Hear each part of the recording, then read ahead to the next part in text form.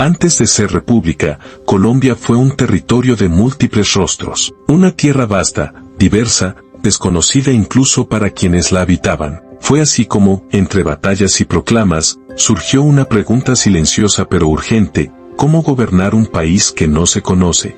¿Cómo imaginar una nación sin antes dibujarla?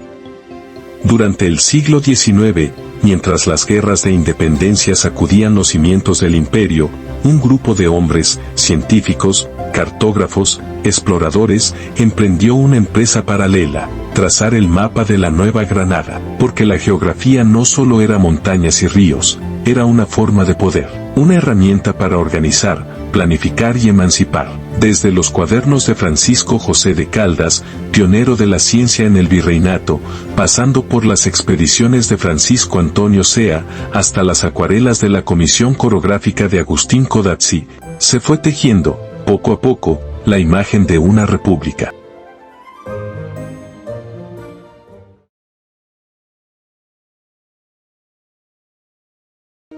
(1808) Francisco José de Caldas, abogado y comerciante convertido en científico, dirige el Real Observatorio Astronómico de Santa Fe, legado de Mutis. Aunque no es militar ni político, lleva más de una década recorriendo el territorio, desde Popayán hasta Quito, desde Pasto hasta Honda. Ha medido montañas, catalogado plantas y registrado temperaturas. Ahora se embarca en un proyecto aún más ambicioso: el Semanario del Nuevo Reino de Granada. En su primer artículo dejó clara su convicción: los conocimientos geográficos son el termómetro con que se miden la ilustración, el comercio, la agricultura y la prosperidad de un pueblo. Su estupidez y barbarie siempre es proporcional a su ignorancia en este punto. Para Caldas, la geografía no era solo ciencia, era la llave del progreso. Armado con un barómetro, una brújula y tinta, comenzó a trazar los contornos de un país que aún no existía. Su sueño: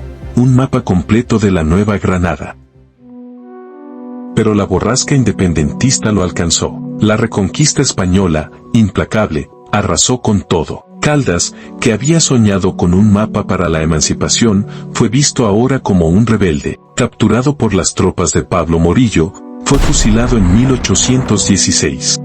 Mientras tanto, los archivos de la expedición botánica, años de observaciones y estudios, fueron embarcados rumbo a España. Caldas murió sin completar su mapa, pero con una certeza: solo conociendo el territorio se podría gobernar. Su legado dejó una pregunta que resonaría durante todo el siglo XIX: ¿cómo construir una nación sin antes descifrar su territorio? Caldas murió fusilado en 1816. Su mapa quedó inconcluso, pero su idea, de la ciencia como cimiento de la nación, sobrevivió. Francisco Antonio Sea, su colega en la expedición botánica, la haría suya. Sea, naturalista, diplomático y vicepresidente de la Gran Colombia, sabía que la independencia no se consolidaba solo con batallas, sino con libros, mapas y laboratorios. En 1819, la República nacía bajo la ley fundamental, y él, conocedor de Europa por sus años en París, 1800 a 1802, fue enviado como diplomático. Pero su misión era doble: reclutar sabios, comprar instrumentos y hacer visible la naciente república ante las cortes europeas. El mandato era claro: aprovechar los primeros momentos de tranquilidad para reanimar la agricultura y la minería. Sea lo interpretó al pie de la letra. Con apoyo del Instituto de Ciencias de París, reunió a una tropa de sabios: el peruano Mariano Rivero, mineralogista; el francés Jean-Baptiste Boussingault, ingeniero de minas; el británico John Burdon, naturalista; y el fisiólogo François Rowling. El 20 de septiembre de 1822, el barco zarpó rumbo a Colombia. Sea no lo vio llegar, murió meses después en Bath, Inglaterra. Sin embargo, su sueño echaba raíces. En 1825, el Museo Nacional abrió en la antigua sede de la expedición botánica, equipado con microscopios y colecciones. Pero la historia es irónica: la Gran Colombia se desmoronó, y con ella, aquel proyecto ilustrado. La ciencia que debía unificar la nación, fue víctima de sus divisiones.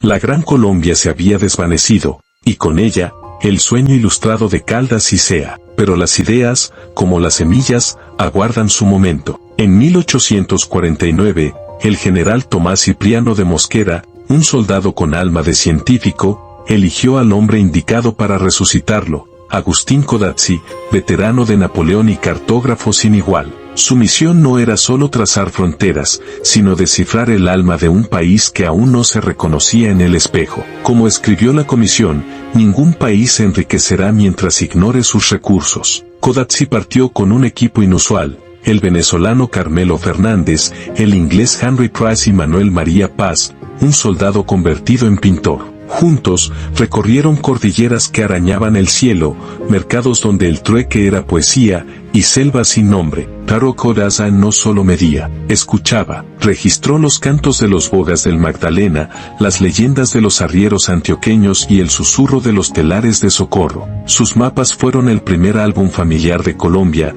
uno donde cabían indios, negros, criollos y hasta las nubes detenidas sobre los páramos. Al final, lo lograron. La Comisión Coreográfica unió lo que las guerras habían dividido, un territorio que dejó de ser un enigma para convertirse en patria. Hoy, sus mapas no son reliquias, están vivos, como la memoria, porque Colombia, al fin y al cabo, sigue siendo una pregunta dibujada en papel mojado.